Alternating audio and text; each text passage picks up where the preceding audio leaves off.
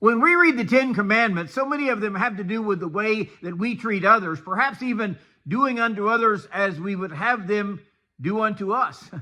Good morning. This is Pastor Ernie Lewis of the Blue Point Church in Sisney, Illinois, with your thoughts from God's Word for Wednesday.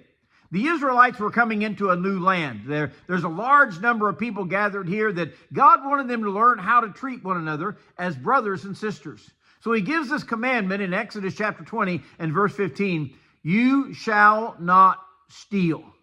Now, perhaps the first picture that comes to mind is the customer in the business place who's stuffing merchandise under their coat. They're planning to make their getaway. Or even the robber that has broken into a home when the owner is away and they're bagging up every valuable that they can find to steal and make their getaway. For the most part, those kinds of people will not be reading God's Word. They're not going to heed these commandments to live by in their everyday lives. You see, he was giving these commandments to his chosen people to rule their lives and, of course, for us today. So what kinds of areas of life should this direction be important? Well, first of all, let's realize that stealing is actually taking something that is not really yours, right? I mean, some may be stealing on the job. Maybe they're pocketing a pen or some office supplies that no one will ever miss. Or perhaps they're even robbing their employer by not giving them the work they deserve or the hours that they're actually paying them for. Sometimes the mindset of the person stealing is they won't miss this at all. Or they have so many other things already, it doesn't really matter. Well, maybe that is the thinking when it comes to dealing with the government. They already have so much of our money, I deserve to keep back some for myself.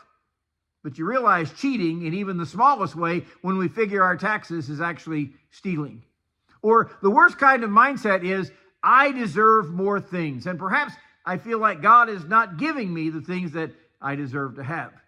That is the picture of Gehazi. He was Elisha's servant back in 2 Kings chapter 5. And his logic was, I deserve things. Whenever Naaman came to give gifts to Elisha, he refused them. God did not want him to have them. But Gehazi chased him down, and he took those things that he was not supposed to have. He actually ended up with leprosy because of his greed. I think we need to be satisfied with the blessings that God has given us. And it doesn't matter how small the item, or even if no one will ever know about it, we must realize this commandment is, thou shalt not steal. I think that God holds us accountable for every act, and we should hold ourselves accountable too.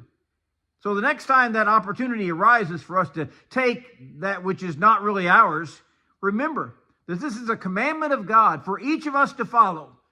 Thou shalt not steal.